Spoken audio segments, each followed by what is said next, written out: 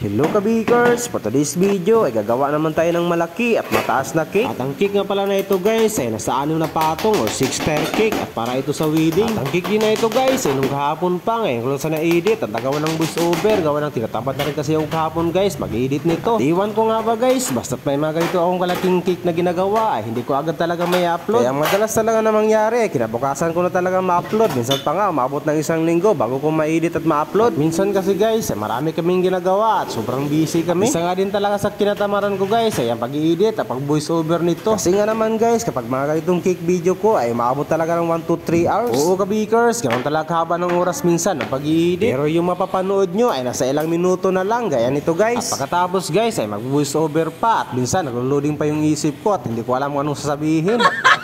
At ganoon naman talaga kahirap guys kapag gumawa ka ng content. Kaya naman madalas kong ginagawa guys ay hindi na ako nag-voice over at naglalagay na lang ako ng background music sa aking mga cake video. Pero dahil sobrang dami na nga rin nagtanong at nag-comment sa akin at dahil hindi nga nila lubos manawaan at maintindihan ang aking mga techniques and idea sa paggawa ng cake. At kaya naman ngayon guys ay lagi na akong nag-voice over para naman makapag-share ako ng maayos at maganda at kahit kunting ideas lalo na dyan sa mga baguhan pa lang sa pagbibake. Nais ko lang din linawin sa inyo kabikers na wala akong kahit isang profession sa mga itong bagay at experience lang ang meron ako. Pero kahit experience lang meron ako guys, ay nais ko lang i-share sa inyo kung ano yung mga natutunan ko about sa pagbibake. At hindi pa nga naman ganong katagalan yung experience ko dito sa pagbibake at paggawa ng cake. At sa mahigit 4 na taon pa lamang ako guys bilang baker. At nagsimula nga akong nagbibake guys ay nung January 2021. At nung time na yun guys ay talagang totally wala akong kahit isang alam about dito sa pagbibake at paggawa ng cake. So bali nung time na yun guys ay kinuha nga lang pala ako ng pinsang kong babae na chef at para magtrabaho dito sa bake shop at bilang helper niya. At kaya naman mula sa aking pag-helper sa kanya guys ay natutunan ko yung paggawa at pagbibake ng cake. Bali ka bakers, yung pinsang babae na chef ay isa nga lang din palang empleyado sa bake shop na to at pareho kaming mga empleyado. Pero nakakalungkot guys, nung time na yun kalaunan after 6 months yung pinsan ko ay umalis din sa bake shop na to. At yung hindi nyo alam guys, yung pinsan ko ay isa rin dating kilala at magaling na chef. At featured pa nga siya dati guys sa GMA magpakailanman at wish ko lang. At dahil nga sa kanyang mahirap na karanasan at bilang may kapansanan ay nagawa niya pa rin makapagtapos bilang chef. At yung pinsan ko kasi na yun guys wala siyang mga daliri at putol yung dalawang kamay niya gawa ng aksidente siya nung bata pa. At kaya naman guys nung panahong mga 2010 kung hindi ako nagkamali ay nakilala siya sa magpakailanman at wish ko lang. At kaya naman guys kung naalala nyo pa at nakilala nyo siya, ang pangalan niya ay si Chef Maricel Lapatan. At i-search nyo lang yung FB account niya guys kung gusto nyo siyang makilala. At ito nga rin yung account niya guys at lagi nga rin itong nagbablog. At yun na nga guys nung time na yun pagkatapos ng pinsan ko malis dito sa big shop ay mag-isa na nga lang akong dito nag-ooperate. At buti na lang ka ako guys sa loob ng 6 na buwan na pag-helper ko dito sa pinsan ko ay natutunan ko yung mga ginagawa niya. At kaya naman guys mala noon ay ako na lang yung pinagkatiwalaan ng aming boss sa pag-ooperate dito sa kanilang big shop. At buti na lang ako din guys ay pinagkatiwalaan ako ng aming boss dito kasi hindi pa ako masyadong marunong at hindi pa masyadong pulido yung mga gawa kong cake. At dati nga kabikers ay hanggang 2-tier cake lang at 3-tier cake lang kaya kong gawin. At hanggang sa nag-level up yung mga gawa kong cake at ngayon ay umabot na nga ito ng 6-tier cake. At gumawa na nga rin pala ako dati guys ng mga iba't ibang klaseng customized cake gaya ng fondant cake at mga fondant details ng cake. So yun nga guys ay hindi masyadong pulido yung mga gawa kong fondant cake dati kumpara sa mga ginagawa kong mga fondant cake ngayon at mga customized cake. At kaya naman buti na lang ako guys hanggang ngayon ay nag-level up yung mga gawa kong cake. At isa nga rin sa lagi kong ginagawa dati kabikers ay lagi akong nanonood ng mga cake tutorial sa YouTube at pati na nga rin dito sa FB. At kaya naman kung ikaw ay baguhan pa lamang dito sa pagbibig kabikers ay walang imposible na hindi ka matututo basta sipagan mo lang at samahan mo lang ng tiyaga. At higit sa lahat kabikers ay marunong tayong dumiskarte. So yun lang kabikers, masyadong malayo na yung topic natin at balik na tayo dito sa ating ginagawang cake. So kung nakita nyo kanina kabikers ay styro yung pinaka-bottom tier natin dito at medyo mababang lang yung pinaka-bottom tier ko dito na styro gawa ng nabusan kami ng styro na ang height ay 5 inches at yung height lang kasi ng pinaka-bottom tier natin dito guys ay nasa 4 inches lamang. So bali ang mga sizes pala ng cake na ito guys ay mula sa bottom tier ay meron tayong 14 by 4 at yung pangalawang tier ay 10 by 5, yung pangatlong tier ay 8 by 5 at yung pang-apat ay 7 by 5 at yung pang-5 ay 6 by 5 at yung pang-top tier natin guys ay 4 by 5. Dahil marami na rin nagtatanong kabikers at nagko-comment ay hindi talaga sila mapaniwala kung naglagay ba talaga ako ng cake board sa bawat cake ko. Kaya naman kung nakita nyo kanina kabikers sa unang clip ng video na to ay pinapakita ko kung paano ako naglalagay ng cake board sa bawat cake ko. Bago ko nga ipatong-patong na isa-isa ito guys ay meron na nga talaga nakalagay dyan ng cake board sa ilalim ng cake. So ganun lang kadali guys at kasimple ang way ko sa pag-stack ng ganitong cake. At ang motif ka pala ng cake na ito guys ay cream and brown. Ganyan lang din kasimple at kaganda yung design niya guys, may pa-wave effect lamang.